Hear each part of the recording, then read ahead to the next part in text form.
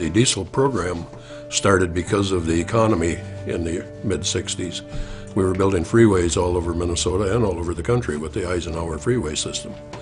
And they were finding out that there simply weren't enough mechanics, for one thing.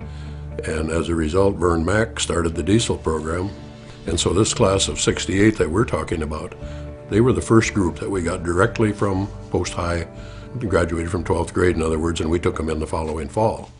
Alec Votech was my main choice because of the diesel mechanics course. They were rated right at the top. I'm Dave Barkheim. I'm a 1968 graduate of the diesel mechanics course at Alec Tech. At the time, Alec was one of the only ones, plus they were the best one. I'm Pete Hellmeyer, and I'm a 1968 graduate of the diesel class of Votech, Alexandria. At that time, tech school was pretty small. We only had probably at the most 10 classes, so we probably had a total enrollment of maybe 500 people. And so they all knew each other pretty much. I suppose word of mouth came along. They knew we were going to get drafted. Midway through the second year, a lot of my friends that didn't go to college, even people that went to college, started getting draft notices. I don't know about anybody else, but I knew I was going to get drafted if I didn't, because my number was coming up. We were like 1A when we got out of tech school, and that was like you're going to be drafted. Actually, the day I graduated from Alec Tech, I had my draft papers in the mailbox when I got home that day. So that was my graduation present from Uncle Sam. And that's immediately when the military could see that there was some worth in getting people that were trained rather than having to spend a year and a half training them. So they came and asked if these guys, if I thought they would be able and fit and, would do a good job in the military taking care of their equipment. And we said, absolutely. So I said, if you need to take care of dozers, trucks, crushers, engines, generator sets, all of these things, these guys have been trained on all of that. They've had two years of training. I said, they'll be able to step right in and do everything you need. But I said, the second thing is don't be sticking it to these guys and taking them in without giving them some rank to show your appreciation. And Vern was real instrumental in getting us guys kind of signed up with the CBs. So we were able to go in at a higher classification beyond, we already had the training. And then we went in, because we had schooling, as soon as we were out of boot camp, we were E4s. So you went up in a pay grade quite a bit right away.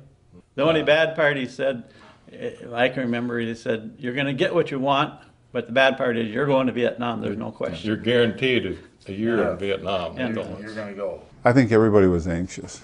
They came right out and said that we would be guaranteed to go to Vietnam because that's where they needed the people to go to maintain the equipment and run the equipment and things like that. So I think we were well prepared for what we did. I mean, I think that we surprised a lot of people over there how well trained we were. And they were taking care of just about every kind of equipment that was available over there and did a very good job of it. It was a close-knit bunch. Good people. It was a life-changing event. yeah, it was. You grew up, that's for sure. If you weren't growing up before you left, you were when you came. We were all, you were 20 years, I was 20 years old, I turned 21 in Vietnam. Yeah, me too. Put it this way, it made you appreciate home. Yeah. Mm-hmm. Yeah. August of 2005, the Minnesota National Guard were deployed to Iraq. And we were just starting the school year, and we realized that about 10% of our class was going to be deployed in this Iraqi deployment. My name is David Carroll. I'm a 2008 graduate of Alexandria Technical and Community College. I am currently in E7, or Sergeant First Class, in the Minnesota Army National Guard. Actually started two programs, did power generation and diesel mechanics, did a double major. Ended up being deployed Southwest Asia, Iraq, ended up being a 22-month deployment. Started out, it was supposed to be a 16-month deployment. We ended up getting extended for 6 months while we were over there in a big push. That's when things really, really changed for David Carroll and Brett Meyer and Brett Tennis, where they were really concerned about getting back to Alexandria and to finish out their education at the diesel mechanic program in Alexandria. It made me nervous being, you take all that time and you involve yourself that much into the program, all the studying and the hands-on training and everything you're getting, just worrying that you're going to forget that kind of aptitude and have to start all over once you get back and not being able to pick up where you left off.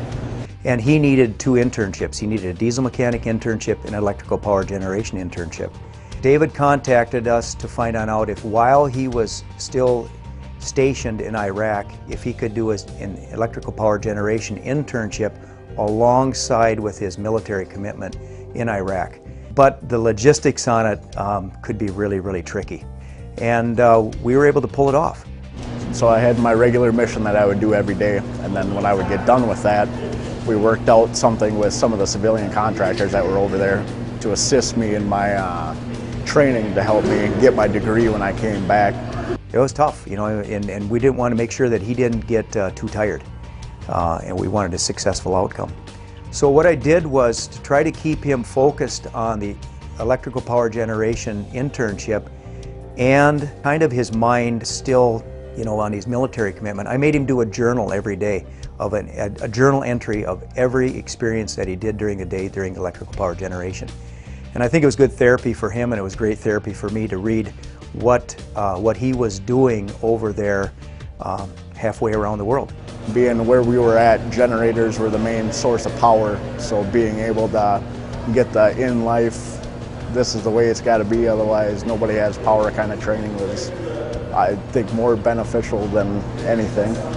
His journal is fantastic of the day-to-day activities. One thing, the politeness of the individual, the class. You know, he'd always start out, I hate to bother you, and how do I come back with something like that? And later on I found out that the location that they were at were getting bombed.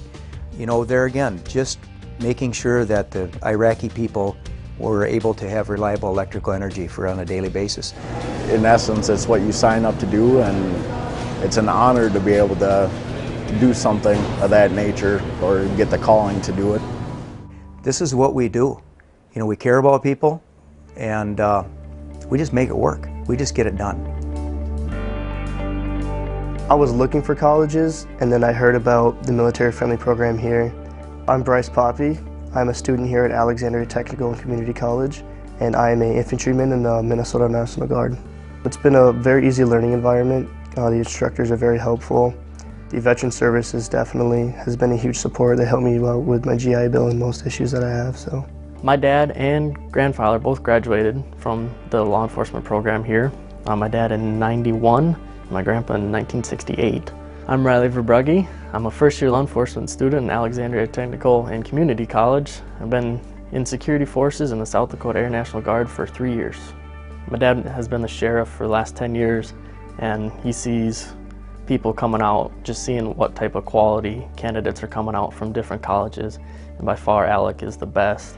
So I really wanted to keep the family tradition going, and I want to be the best. Actually, my dad was in the same unit back when he was about my age. So I just kind of in a way followed in his footsteps. I'm Ryan Franks. I'm a second-year law enforcement at Alexandria Technical and Community College. I'm an active member of the United States Army Reserve since 2008 as a combat engineer. I'm Haley Vargas. I'm a current student in the Early Childhood Education program at Alexandria Technical and Community College, and I'm a specialist in the Minnesota National Guard. So I met my husband back when I was a junior in high school, and he was talking about joining the Marine Corps after he graduated. He's a year younger than me. He joined the Marine Corps, like he said, and when he graduated in California, my dad and I went out to his graduation. That kind of inspired me that I wanted to do something, you know, that was kind of a big deal and would be out of my comfort zone, which it definitely was. So then we went online and looked at the job opportunities, and there were actually 3 openings, and I was just like, I want one. I was like, you know what, if other people are saying that they're gonna strive to be there, why shouldn't I just do it right now when it's open for me? We had a 2-week training a couple weeks ago where I was mandatory and sent down to Georgia. You know, all the teachers were huge help. I didn't have to worry about finding stuff, getting everything. They were on top of it. You know, they communicated well what I needed to do. They understand it, and they really want you to succeed. Alexandria Technical and Community College is a really good school because it's a smaller classroom environment, so you actually get to interact with all the instructors on a one-on-one basis, and it's just an easy learning environment. It's very supportive. Veteran Services office is awesome. The environment is very welcoming. They got TVs, some nice couches if you got a little break, you don't really want to go home. You can run across there. They got computers, talk with some other guys, share your stories, just kind of relax. It's a perfect place to go. Support systems are really important, and I think having that resource here at school is really cool because people can meet other military people and kind of understand what is going on. I can always email Veteran Services or go into their office. Carrie Johnson has been a huge support for me. She's the one who oftentimes helps me through my paperwork. She'll call the VA and stuff like that for me to get my GI Bill caught up. They still took my GI Bill. They were still able to take all my funding from the Army, and I mean, just the fact that some of the instructors are prior military, it allows just a different connection that we can have, and it helped a lot. It's been a very smooth transition. When I went to the tech school, it didn't cost anything. We didn't have tuition. And there's some people out there that aren't able to come up with that tuition every year, and they would really like to go, but they just need a chance, and I think it's important for them to have a chance. I received 2 scholarships for this spring semester actually. We're not working as much as we could because we're going to school. So having extra money for books and tuition or whatever else I need through school has been really helpful because there are so many financial needs. I was fortunate enough to receive 4 scholarships. 2 of them were in the fall and 2 of them were in the spring. Total, it was 3 of them were memorial scholarships. It was Ted Foss, Roger C. Williams, and John Magnuson. And then it was also a scholarship from VFW Post 936. When I found out that I received the first ones for the fall, I was actually up in the hospital in Duluth with my wife while she was up there, and it was a huge blessing to me and my family. Alec Tech is by far ahead of a lot of the other schools, I believe, in what they offer. Had it not been free at the time, I probably would not have been able to go because my parents didn't have money to help. And I'm sure that's the case today, and there's kids that probably are graduating from high school that are in the same situation. But I do believe scholarships are going to be the way of the future for anybody going to school if they're needing financial assistance.